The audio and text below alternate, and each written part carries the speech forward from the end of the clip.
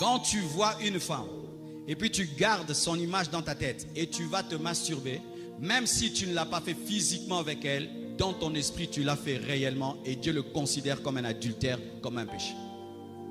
C'est pourquoi mes frères et sœurs, même si on ne t'attrape pas dans le mal, ne vis pas dans le mal parce que Dieu sonde les pensées.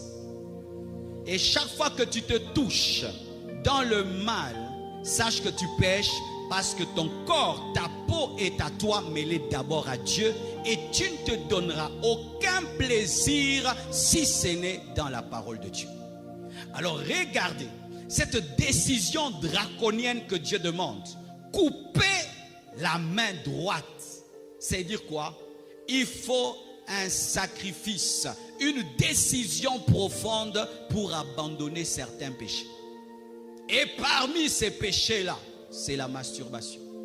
Vous savez, quelqu'un qui a une copine, qui a un copain, il abandonne plus facilement cela qu'un masturbateur. Parce que quand on te dit sépare-toi d'un copain, d'une copine, c'est une personne physique, tu peux dire ne me cherche plus, ne me cherche plus. Mais comment tu vas dire à ta main ne me cherche plus? Comment tu vas dire à ta peau ne me cherche plus? C'est-à-dire tu abandonnes un péché, mais la chose qui pêche avec toi est là tous les jours avec toi. C'est pourquoi faites très attention. Toi qui n'es jamais tombé dedans, n'essaye pas. Tu ne connais pas l'addiction qui est dedans. Et toi qui t'entêtes à y demeurer, tu ne connais pas les profondes conséquences qui sont dedans.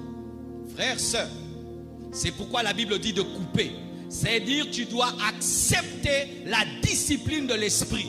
Et je vous assure mes frères et sœurs, pour s'en libérer, tu dois avoir une conversion authentique.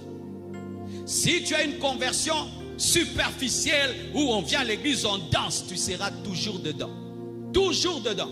On a fait des statistiques, comme je l'ai dit en France, 80% disent se reconnaître dedans. 80, vous vous imaginez.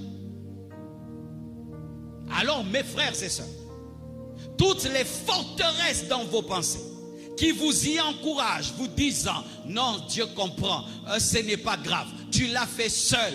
Faites très attention à ces forteresses, elles vont vous faire rater l'enlèvement. Les masturbateurs iront en enfer. Les masturbateurs ne seront pas enlevés comme les prostituées et les adultères. Pas de différence. Pas de différence. À ton niveau, oui, il y a une différence, mais pas au niveau de Dieu. C'est pourquoi, frère, tu dois reconnaître que c'est un péché pour que Dieu t'en délivre. Mais si tu présentes des philosophies, Dieu dit, celui qui touchera mourra. Il y a des choses qu'on touche qui tuent. Il y a des choses qu'on touche qui empêchent de réussir. Ils ont touché à Haï, ils ont touché plutôt bien de Jéricho, ils ont échoué. Ton mariage peut échouer à cause de cela. Si déjà tu es célibataire et tu t'habitues à avoir du plaisir seul, ta femme aura du mal à te satisfaire, ton mari aura du mal à te satisfaire. Donc tu es là, célibataire, tu es déjà en train de détruire ton couple. Tout seul, mais tu détruis ton couple. Vous devez le savoir, vous tous qui êtes dans ces choses-là. Vous devez savoir que vous êtes déjà en train d'abîmer votre couple dans le futur. Et si tu es dans le mariage, tu le fais. Tu es en train de te séparer de ta femme, de te séparer de ton mari. Des femmes qui ont déjà attrapé leur mari, en train de le faire. Tu t'imagines, une femme, elle va se sentir comment? Comment elle va se sentir diminuée? Donc moi, je ne sers à rien. Il préfère sa main que moi. Tu imagines comment ça détruit ton couple. Et sachez que lorsque vous le faites, vous ouvrez une porte au monde des esprits mauvais. Parce que le diable rôde autour de nous cherchant qui dévorer. Et la masturbation est l'une des portes.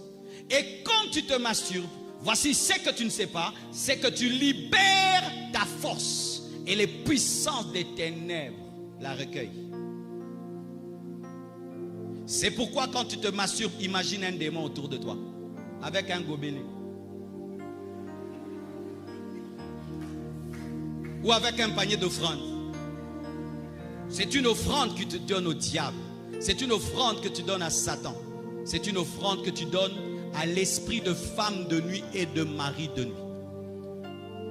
Pourquoi? Parce que quand tu le fais, tu ouvres une porte à des pensées impures. Et ces pensées impures attirent des esprits impurs. C'est pourquoi souvent ceux qui sont dans la masturbation ont souvent aussi des femmes de nuit et des maris de nuit. Et quand maintenant tu as des femmes de nuit et des maris de nuit, ça va entrer dans ton couple, ça va amener le divorce, ça va amener la frigidité, ça va amener l'impuissance, ça va amener la stérilité. Et c'est comme ça que vous détruisez vos couples, rien qu'avec ce que vous appelez « ce n'est rien, je le fais seul ». Si Dieu, dans un séminaire comme celui-ci, ce jeune comme celui-ci, peut me demander d'insister sur ça, c'est qu'il y a beaucoup qui blessent son cœur en vivant dans ce péché. J'ai remarqué que lorsque tu es lié par ce péché, tu dois des fois le dire à quelqu'un. Le dire à quelqu'un, l'avouer à quelqu'un et lui dire, j'ai lutté avec, j'arrive pas. Dieu me dit de te le dire, prie pour moi. Et c'est quelque chose que j'ai vu dans notre église. Un grand prédicateur, un jour, vient me chercher. Je pensais qu'il avait une prophétie à me donner. Il m'appelle, il me dit, Marcelo, je suis tombé dans tel péché. J'ai tout fait pour en sortir. Je me suis même oint d'huile d'olive, ça ne part pas. Quand je priais, Dieu m'a dit de te chercher, de te le dire. Et j'avais, je crois, 18 ans, 19 ans. J'étais un jeune à l'église. Lui, le prédicateur vraiment connu. Et il m'a cherché. Il a dit, Dieu me dit de te dire et que tu pries pour moi. Et il s'est agenouillé devant moi. J'avais même peur de toucher sa tête. Je ne pense même pas que j'ai pu toucher sa tête. J'ai fait une prière rapide parce que j'étais dérangé. Et il est parti. Et un jour, il passe à l'église. J'étais en train d'entonner les cantiques. Et il passait comme ça. Il m'a fait ça. C'était notre code entre nous deux. Et je ne le dirai jamais à personne. Je ne citerai son nom jamais. Parce que j'ai respecté cet homme de Dieu-là. Il n'a que faire de l'honneur. Il a besoin d'aller au ciel. Il n'a que faire du respect. Il a besoin d'aller au ciel. Oh, cher homme de Dieu. Vous savez, ce qui tue les hommes de Dieu, c'est le respect qu'on leur donne à l'église. L'honneur qu'on leur donne à l'église. Et ainsi, ils ne se confient à personne. Tu vas mourir. Même le médecin a son médecin. Même l'avocat a son avocat. Alléluia. Même le coiffeur a son coiffeur. Qui est ton coiffeur? Qui est ton avocat? Qui est ton médecin? Homme de Dieu. Beaucoup de mes fils, vous venez seulement me parler des versets bibliques. Mais vous n'avez pas que des versets bibliques comme question. Donnez-moi la main.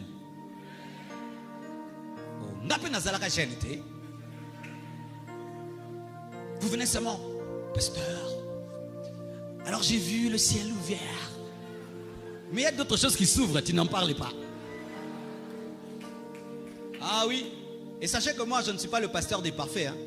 Les gens qui me connaissent vraiment, ils le savent. Beaucoup de gens ont une fausse image de moi, que Marcelo, si tu crains Dieu, il t'aime. Si tu as des défauts, il te jette. Jamais. Je respecte beaucoup les personnes qui se révèlent telles qu'elles sont. Parce que ce sont elles les vrais chrétiens. Les vrais chrétiens. Frère, tu as un problème pareil. Peut-être tu n'auras pas le temps d'entrer dans mon bureau. Tu peux même en parler à un de tes amis. Tu lui dis, non frère, prie pour moi. Je me suis battu dans le secret, ça n'arrive pas. Ça ne part pas. Parce que certains péchés, pour te quitter, il faut que tu puisses humilier Satan qui veut que tu caches. Parce que certains péchés ont la force que quand c'est caché. Le jour seulement que tu dis, la puissance s'en va. Mais si tu caches, tu vas cacher jusqu'à ta mort. Et on va te chercher au ciel. Tu es vraiment dans l'enfer, là où le feu est bleu. Au milieu là. Parce que toute ta vie chrétienne, tu étais dedans. Tu étais dedans. Et maintenant imagine que toute ta vie chrétienne, tu es dedans. Et nous, on suppose que tu crains Dieu.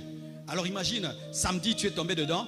Mais nous, dimanche, maintenant, il y a beaucoup de démons qui tombent ici. Beaucoup de gens qui ont des démons qui tombent ici. Et puis on te dit, frère, viens poser les mains. Toi-même, tu sais ce que tu as fait samedi. Mais est-ce que tu vas dire, hé, tu vas seulement venir. Au nom de Jésus. Au nom de Jésus. Au nom de Jésus. Au nom de Jésus. C'est quel genre de main que tu mets? Alors le jour que tu vas rencontrer un démon impoli, il va t'humilier publiquement. Il va dire, yo, t'es, yo, ou toi, que je dis ce que tu as fait samedi. Yo, yo, yo, yo, nom de Jésus.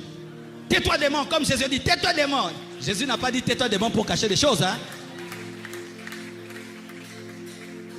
Et aussi, tu es infecté et tu vas à l'hôpital. Tu seras davantage infecté. C'est pourquoi les médecins se protègent eux-mêmes pour ne pas recevoir les microbes de leurs patients. Mais toi-même, tu as des choses et tu t'exposes. Tu vas recevoir d'autres microbes et des nouveaux démons qui vont entrer dans ta vie. Mes frères, ne jouez pas avec cela. Lorsque dans un pays libre comme la France, on fait balader un micro et 56% des femmes disent qu'elles sont dedans, 80% elles sont dedans, et 80% d'hommes sont dedans. Peut-être qu'au Congo, on ne sait pas si on fait balader, ce sera comment. Mais nous, on va seulement fuir, on ne va pas répondre. Donc le bâtiment, le bâtiment, oh, bah, question de guérir, bah, question de genre de guérir.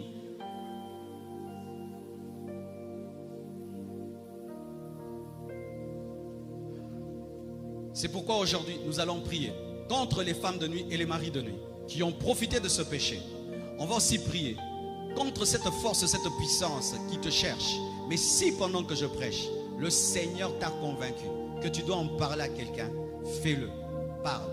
Et si quelqu'un te le dit et tu le sors, Dieu te frappera. Qu'il quelqu'un te confie son secret et toi tu le sors, maintenant Dieu va te frapper. Parce qu'un homme qui s'humilie devant Dieu, il faut l'honorer, il faut le respecter. Que Dieu vous bénisse abondamment.